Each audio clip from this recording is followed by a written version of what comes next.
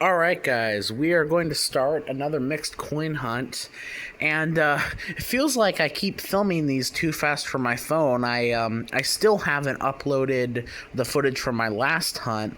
Now speaking of that, these machine wrapped nickels are actually from they're from the same nickels that I had in my most recent hunt. Now, whether this video is uploaded after or before that video goes public, this one's probably going to get uploaded after. So if you watch that hunt, I got a silver nickel and a buffalo nickel in these rolls. And the buffalo nickel was a semi-keyed 8 buffalo nickel. I'm not going to say the date of it in case this gets uploaded before, but I did get some pretty good finds. Now I will say, if you'll notice, these are not all the same type. They're a mix between both Loomis and Brinks. But I didn't want to include all the nickels I got from my Tacoma trip in that hunt, so I decided to include most of them in that mixed hunt and save a few for when I next go to my walk-up chase. So all of these are from my walk-up chase, and these also, now they have a Sharpie mark on them, and these are probably mine, but I'm not completely sure. And the teller talked about these two $half rules like she got them recently, so I'm going to go through them maybe for the second time. Who knows, I could have missed something, but I'm just gonna hunt through those first, get those out of the way, and then I'll go through the quarters, and then these 3 rolls of dimes, and then I'll hunt the custom wrap nickels, and I'll finish it off with these. Now, I obviously expect most of the finds to be in the nickels, so who knows, this might end up turning into a nickel hunt. But usually when I start smaller hunts like this, it's either when I know it's usually when I know I'm gonna get back to the bank. So unless I do get some more really good finds in these nickels, this will probably be a start to another video. So I'm gonna get into these, I'm gonna get these out of the way, and then I'll bring you in on my first find. Hopefully we get something before we start with the nickels, but we'll see. I'll let you know on my first find. Alright, so I went through those tools of $half and of course didn't find anything. There was a 99 in there, and 1999s, a lot of people don't know this. In fact, the only person I've actually seen pointing it out is Paul from Half Dollar Make You Holler. But 1999s are actually a lower mint year, but it's still only like 8 million. So, you know, if you're going to keep those, why not keep the, the 2023s, for example. I have 274s I want to check for the DDO, but who knows if these are my rolls. I could have already checked them. The unfortunate thing is in those quarter rolls, dime and a nickel in place of a quarter. So at least I know they weren't searched, but yeah, and then nothing in the dimes, and I went through that roll of custom wrap nickels and nothing. So I'm on the first roll of the machine wrap nickels, and I did not see it at first, but we got a 1940. 1940 out of Philadelphia. So first official find on the board. I'm gonna actually not put these here, and then put those at the side to check, and we will keep going. Alright, it's been a few rolls, but I got a very, very worn 1957 Denver. So, and then I got this really, really worn one that I think I'll retire. It's a newer nickel because I can see the mint mark right there, so it has to be older than 68, but I just thought I'd keep it. It's kind of funny. So yeah, let's keep hunting. Alright, a couple rolls later, I got a 1959 out of Philly, a little bit lower minted. So alright, let's keep going. Alright, I have 4 more rolls left, and over here there was a 1952 out of Denver. And another really worn nickel. And then right here, 1948. 48 Denver. Alright. Let's keep going. Alright, very next roll. I got 2 finds for sure. This one was towards the back. 1958. Out of Denver. And then this one had a San Francisco mint mark on the back.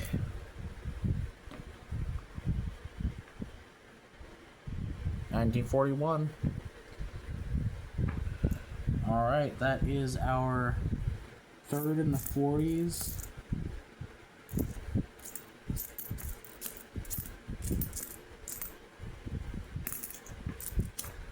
Let's keep going. Alright, I got one more roll to go, and I got a 1942, but it is definitely not looking silver. Can it at least have a Denver mint mark? Nope. Philadelphia. But still good to see. Another, oh, yep, and there's another, thought that one might be old. Another from 57, out of Philly this time. I was just about to say there hasn't been a duplicate so far. Let me get one. All right, one more roll. All right, so we're done with those rolls, and obviously the quarters and the dimes and the half dollars didn't produce anything, but that was pretty much expected. And I mean, it pretty much went exactly how I thought it would go. I was hoping that because we, I was hoping that because we did get the buffalo nickel and the silver nickel, I was hoping that maybe there was something else in here, but I guess I just happened to include the portion of the nickels that had the buffalo and the silver with the mixed hunt. So, for $30 in nickels, this is about what I would expect. Probably a little over, honestly. Probably a little bit more than I realistically would have expected, because this is, with this custom wrap roll, I think it's 32 in nickels. It's at least 30. So, yeah, I'd say the most notable things are the 59 Philly and the probably the find of this 1942, because the transition year ones you don't see as much, so those are always nice to find. But yeah, 59 Philly, 58 Denver, 2 57s, one was a Denver and one was a Philly. We got one from 52, I don't remember if it had a mint mark, Denver. And then 4 in the 40s, which was nice. 48 Philly, 42 Philly, 41S, and the oldest we got was a 1940. So, yeah, I mean, this was pretty much exactly what I expected. So, get some more oldies for the collection, and I will. I'm definitely gonna tack this on to another mixed hunt. I know. I was kind of thinking that I might just add this to when I get some more nickels and turn this into a nickel video, but I think I will. I think I will just add it to some other to another mixed coin hunt clip, because I don't want to do that every single time I get some coins and I only get some finds in a certain denomination. So unless I get like a lot of finds, so I will add this on to my next set of clips. So I hope to get out to the bank again soon. So yeah, see you in the next one. Alright guys, we are going to be doing another mixed coin hunt. Now, I will say that technically this is a cobblestone batch of coins, or a a Frankenstein batch of coins, as I like to call it. But even though these did come from a few different banks, about 90% of these coins came from 3 different branches in a single trip. So, not 100% of it came from different banks, but it technically is a Frankenstein hunt. Although pretty much all this machine wrapped I got at that day, and then these pennies, I actually did get a little bit of pennies.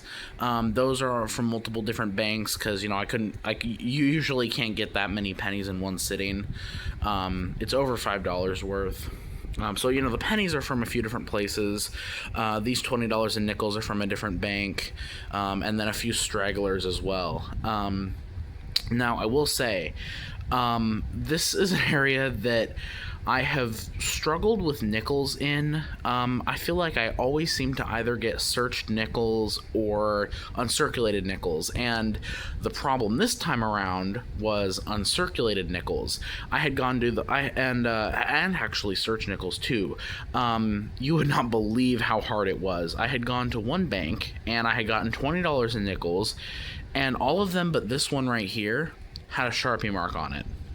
So I knew they were searched.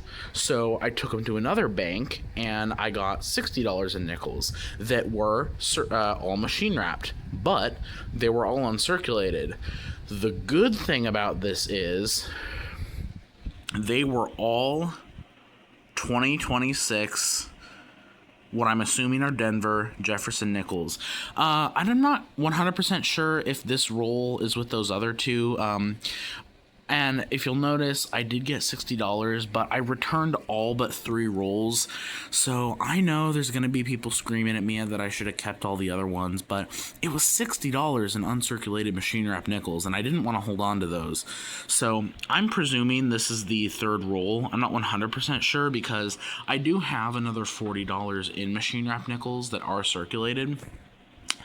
Yeah, it took until the 3rd bank to get circulated coins and nickels that weren't hunted.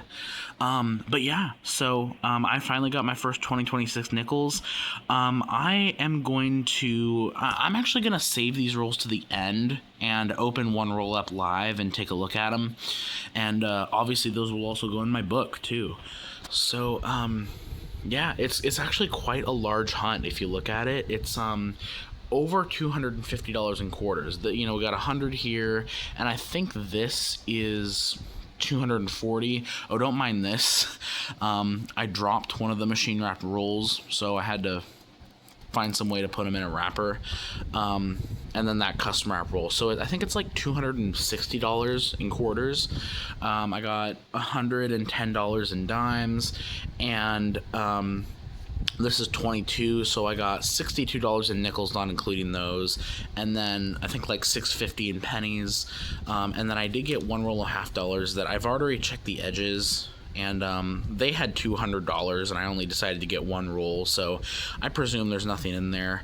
But I'm gonna start with that roll of halves, and then I'll get into the pennies, and then I'll work my way up in denomination and finish with the quarters. Well, finish with those, but I've talked long enough, so let's get into it. Alright, so I've been going through the pennies. I'm actually most of the way through the pennies. I only have 5 rolls left. Only things I've pulled out so far are a couple 1959s, one in actually really good shape. I'm pulling those out now. And then I got a 1999 Denver that has a thicker rim, and it has kind of like a proof-like finish. I found one of those before, so I kept it just in case. But yeah, I'm on roll number 8, and there's a wheat penny, so we are not going to be skunked today. 1946 out of Denver. Penny number 1. Also, guys, let me know if I should be holding on to the 2025s. I've had a couple of them in in the past few rolls. There's actually quite a few in this roll, and some 2024s. So yeah, let me know if I should hold on to these. All right, let's keep going. All right, I have one more roll, and I got a Canadian right here. I actually thought it was going to be older first. Unfortunately, it's not that old, but it is another find, 1979. Canadian penny. Oof. Couple nasty ones in there. I don't see anything else. All right, let's keep going. All right, I'm on the very last roll, and luck of the draw, it was towards the end.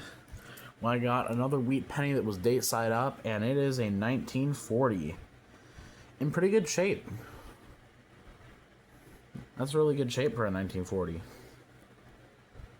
All right, let's move on to the nickels now, and I will start with the custom wrapped.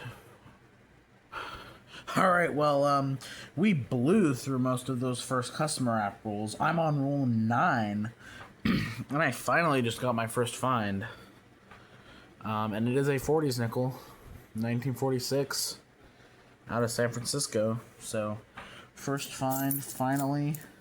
And there's another one. Another one right there. 1958 out of Denver. Good chance that this roll didn't come with the others. So, all right. Let's move on to the machine wrapped and hope they're better. Well, I will say this right now. The nickel portion of this hunt is going terribly. Absolutely terribly. I am 11 rolls into the machine wrap nickels, and I finally just got another find. First find of the machine wrapped. 1947 out of San Francisco. I was legitimately starting to think that these machine wrap nickels might have been hunted somehow. And I mean, who knows? We still have 9 rolls to go, and these are completely sealed. I don't see any marks of anyone trying to open it. These are sealed machine wrap rolls, and we went 10 straight rolls without anything. I hope that it picks up. Alright, this roll I had actually gotten 2 40s finds in the same roll. Got a 1941 San Francisco and another 1947 out of Philly. So, getting a good amount of San Francisco mints, which is good, but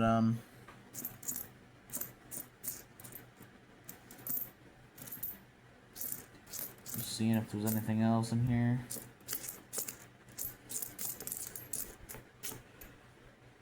All right, let's keep going. Wow, guys.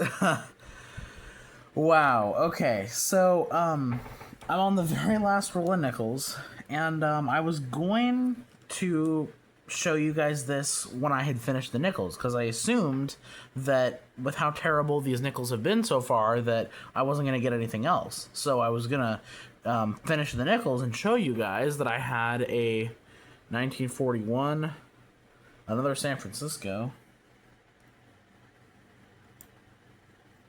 But I opened this roll, and I saw that, and I had a few different ones that looked suspicious. But I've already seen it, guys. I've already seen it.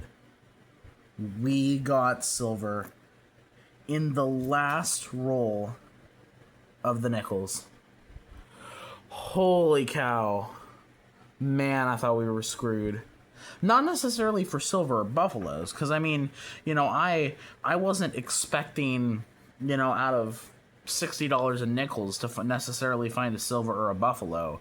But I was like, can we find anything? Like, can we find anything more than we've already found? Like, something a little bit cool? Well, we did. And it's got a San Francisco mint. Let's see what it is. 1943. That is awesome. We have silver in the nickels. Let's just see if there's anything else in here. No, I don't think so. Yeah, so weird. So strange. But we did it. That's awesome. Now, hopefully, we don't end it on that, because we still have 20 rolls of machine wrap dimes and over 20 rolls of machine wrap quarters. So hopefully, we can continue the finds. Let's keep going. Alright, well, I'm in roll 2 of 2 of the custom wrap dimes, and the first two roll actually had two 1970 Denver proof reverse dimes. But I'm in this roll, and I see a foreign coin. I thought it might have been silver at first, but it's definitely Canadian. Let's put these down. Canadian dime from 1974. So we're not going to get completely... Oh my god, I am dropping everything. We are not going to get completely skunked on dimes. So, yeah. Let's keep going. Alright, guys. So, unfortunately, I went through all of the machine wrapped dimes and all of the machine wrapped quarters and got absolutely nothing. Absolutely nothing. I mean, not completely nothing. I did get one Arizona quarter with the extra cactus, or extra claw, but those are really minor finds. I get those all the time. And then I got what I think might be an improperly annealed Harper's Ferry quarter. It has kind of that wood grain look, and it doesn't look dirty necessarily. It just, I don't know. I pulled that aside just because it's interesting. But yeah, so we clearly hit a rough batch of machine wrap quarters, but overall, I'm fine with that. Quarters have overall been killing it this year, and we did get a silver. So the dimes didn't get anything really either. No silver. We did get one find in the dimes, but nothing in the machine wrapped rolls. So I have these three rolls here. So I'm gonna open up this one because it's tails on both sides, and these ones I think I'm gonna hold on to, maybe try to sell, but I'm gonna open this. I'm gonna zoom it in quite a bit here.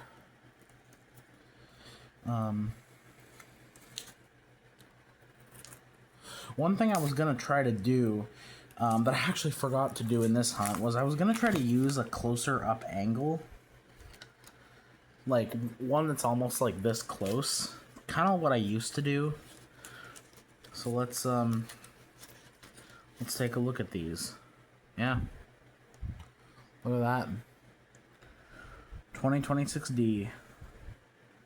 And of course, these are, I'm not sure if these are going to be low minted or not.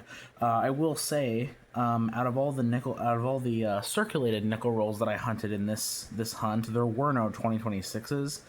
So I'm not sure if these are going to be low minted or not. I doubt it, but I know these are going to have some collectability because, it's only going to be a 1-year thing.